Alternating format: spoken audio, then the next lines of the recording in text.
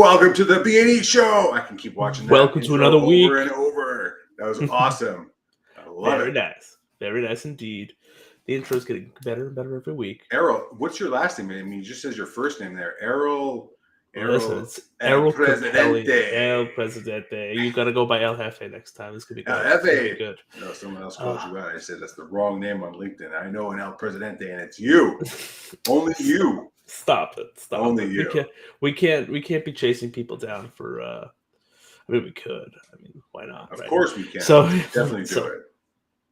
So what are we talking about today? We're talking about 5G and what fixed wireless is to 5G. How are they connected? Are they somehow symbiotic, or are they separate? Or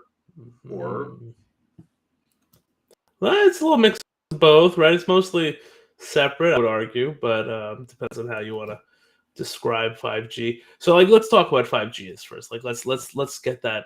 I know you have a major platform on this. So do you want to knock that out of the park? Yeah, I'd love to. You want me to start it off on that? What my perspective is on this? Absolutely. 5G is awesome. I mean, we all hear a lot of marketing being pushed out by all your MNOs. For all of those that don't know what an MNO is, it's a mobile network operator. Write that down. All right. I'm writing it down. Those MNOs are investing right now into their advanced infrastructure for their connectivity. What does that even mean? That's a mouthful. Basically, they're in the infancy stage of swapping out their legacy gear for newer 5G equipment, right? So right now, carriers are deploying this gear and they're toting to their consumers, us, that, hey, you can have super fast speeds over 5G. But in reality, you can't, because, again, it's in the infancy stage and everything falls back to the previous technology. Specifically 5G. 5G uses, what does it use? Millimeter wave, for instance.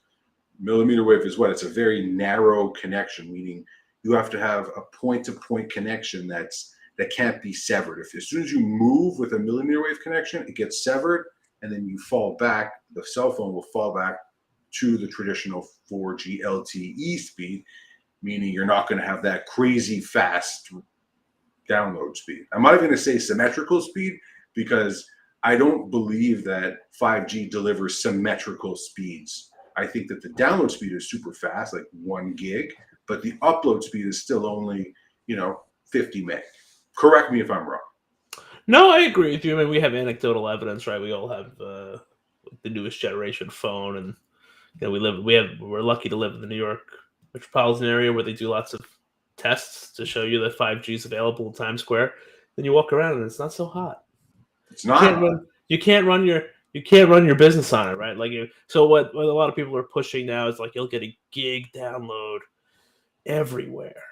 So you nervous. won't need an I'm nervous. I'm nervous. It's going to affect my business. That's you hear that a lot, right? I'm sure you're gonna hear that everywhere. You're gonna hear that in sales channels. You're gonna hear that as an ISP, and then you go, well, if they said they were gonna put us out of business last time they did this, so that didn't happen, right? So yeah, they did. They did say that. Everyone keeps it's the end of the world every time, but then it's never really the end of the world, and we're all still working. You're in deployment right now, so when you go into new buildings that have big windows that are energy efficient, that use what's called low E glass that reflect out the solar bad rays and et cetera. How does that affect your new 5G or your cell phone service in the building? Well, it wipes out cell service completely, right? We know that for a fact that all new buildings either have a gigantic DAS system that the carriers don't want to operate or join. So the DAS system sits there and does nothing, right? Or they have nothing, and you have no cell service, right? Because DAS systems are very expensive. Low E glass, as Ben kind of was riffing on, is designed to stop RF and microwave, right? So the purpose why microwave is heat. They're trying to maintain, certain temperatures in the building by doing that. Yeah. Right. Yeah. That obviously they're going to do this. The building's priority is to reduce their costs based on heating and cooling and so on and so on. That's why they have low E glass.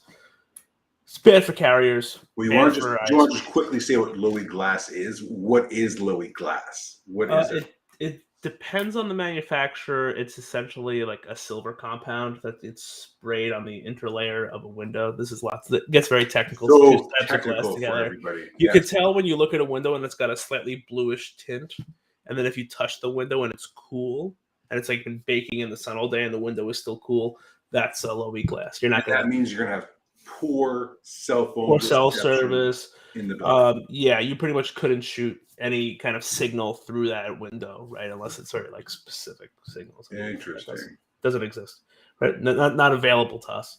So yeah, that's where you need to figure out how to get service, and or part of Natural Wireless's big residential business is that we do Wi-Fi everywhere, which is helpful in large high rises, especially when you live there and have no cell service.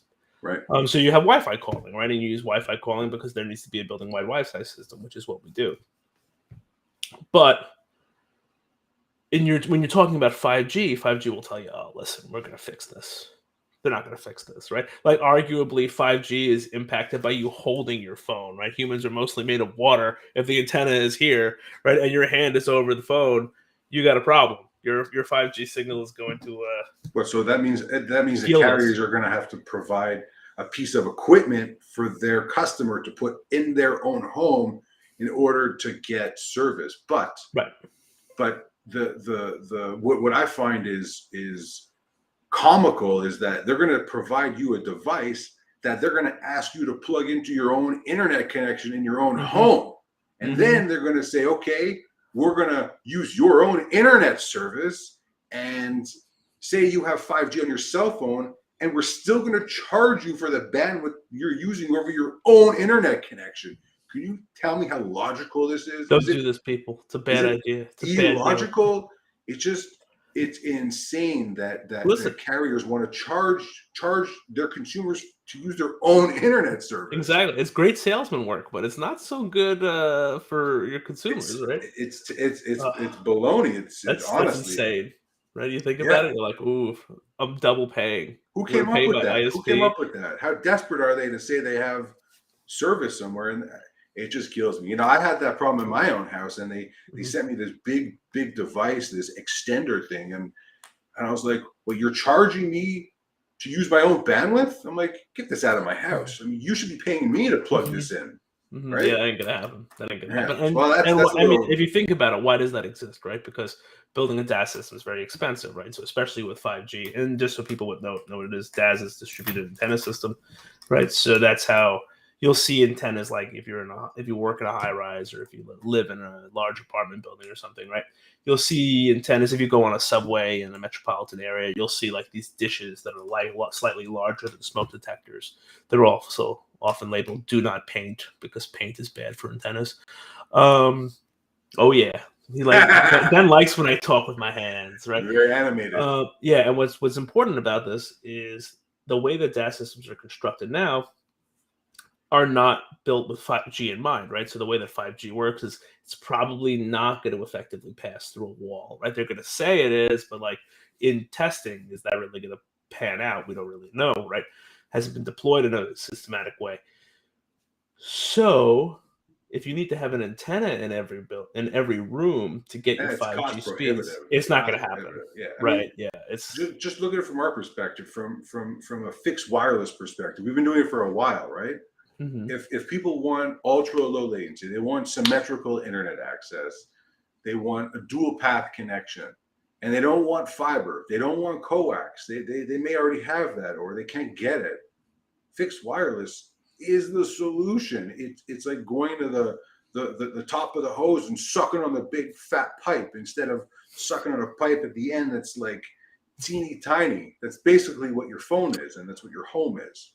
Right. You work with fixed wireless, you work with natural wireless, or pretty much the majority of fixed wireless providers around the country. You're going to get better service because it's the infrastructure is newer, it's advanced, and you're not compressing and compressing and compressing data like your traditional carriers are that have coax, who for years have just been reaping the benefits and never upgrading their last mile infrastructure. and they pull a fast one and tell their customers, "Oh, we upgraded the network." Okay, maybe they swapped out some routers in the data center and spent $5 million. Great, but you still didn't change the last mile where your people that are actually paying for service live, so and where they're going to feel it, right? Exactly, and they still feel the same atrocious service because people, the businesses, want to always make their shareholders happy. But what people don't realize is if you spend some money, you're going to make more money, right? Isn't that the way the world works? You would think. You would hope. Right? Oh, this is in a skeptical business, of that one, Harold. Yeah, exactly. You see, in a business like ours, that is the intention is to provide a good product and provide a good service, right? And to be competitive, right? Those are the people you want to work with. I would argue, right? It's nice to work with a company that is hungry, right, to win business and to do new things. That cares about clients. That actually cares about your clients, right? Yeah. Right. Well, and you brought up an interesting point, right? Because it is obviously in the traditional ISP's interest to reap the benefits of their old system as long as humanly possible, because that's how it's paid off. It's already paid off, right? Well, these they ran this thing legacy 50 years ago. coax, are paid off years ago, 10, 20, 30 years ago. They're paid off. So why would you make an investment that's not going to take you 70 years to pay off if you but that just can continue to make money? That just goes to show the rest of the country. Look at the transportation infrastructure. The same thing is happening with that. It's freaking crumbling to the ground because they're not reinvesting into it. What do you think is going to happen? Well, we'll see. Hopefully, crumbling. Hopefully, we will. But the same thing essentially is happening with connectivity. They built it and they forgot about it. And they just keep reaping the benefits. Right. But you got to look at it, and if there's better technology out there that can solve problems, use it. Don't just patch it and compress your data more to keep the coax in place. It's crazy. 100%. Yeah, and if anyone's out there, by the way, I'm just checking out our different streams here, and you got a question? Fire away. Oh, you got a question here. Hold on. Check this out. Ready? Do it up.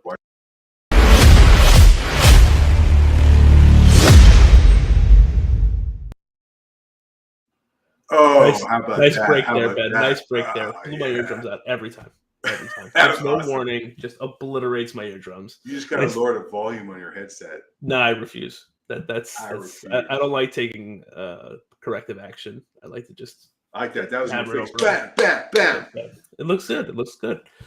So, going back to 5G, because we're going down we're getting 5G. Come on, the byways. You want me to show you my network extender my provider gave me, and what am I going to do with it?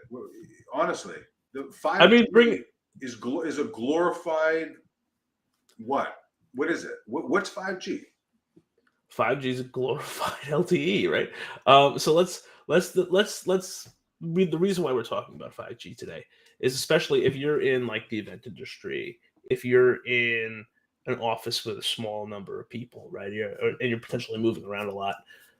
People are going to try to sell you on the concept that you could live on 5G, right? Your office could live on 5G. Your workspace can live on 5G. And we always like to say, be educated, right? Ooh. Don't leave yourself open to this. Hold on. Sorry, 1 second. Be educated. The 5G, the little devices, the little cradle points, or whatever you want to call them, or sometimes you have a device that has multiple 5G's chips in one thing. Is that really going to make a difference if your IDF room or if your telco room is in the basement under concrete? It's going to make no difference. You're going to have no service. It won't matter. And 9 times out of 10, these IDF rooms or MDF rooms, these are the main brains of businesses' operations, are in enclosed rooms with no windows that have concrete cinder blocks and protected with a metal door for fire. So there's absolutely no way you're going to get a cell phone signal into any of these rooms. Oh yeah. It's touching on the point. It's a foolhardy affair at that point. But we are running at 15 minutes, Ben. So you got anything you want to jump in on? 15 minutes? I can keep going for another 15 hours. Do it. Listen, we should talk more about the 5G and it is not a go-to for, like you said, a live event. If people are mission critical or live streaming stuff, I would not recommend using a 5G hotspot or phone to stream. Again, it is best effort. I don't care how you slice and dice it. 5G, LTE, 3G, all of that is best effort, just like coax is. So for events and short-term stuff or anything in your business, if you need to rely on the internet, don't rely on the best effort. You're going to have a Don't roller rely on a coaster of shared emotions. medium. Yep. Yeah. Yeah. Cellular All right. So will with always that, be shared. with right? that, listen, Errol, we can keep going. I don't, we're both wearing blue shirts today. We must have called each other in the morning. We did. Which is fantastic. Explicitly did. Yeah. Which We is need to let everyone fantastic. know. Listen, I appreciate your time, Errol. Thank you very too. much for coming on. And I'll We'll see you see you following next week. Wednesday. Hey? Yes. All right. Wednesday Take care. too.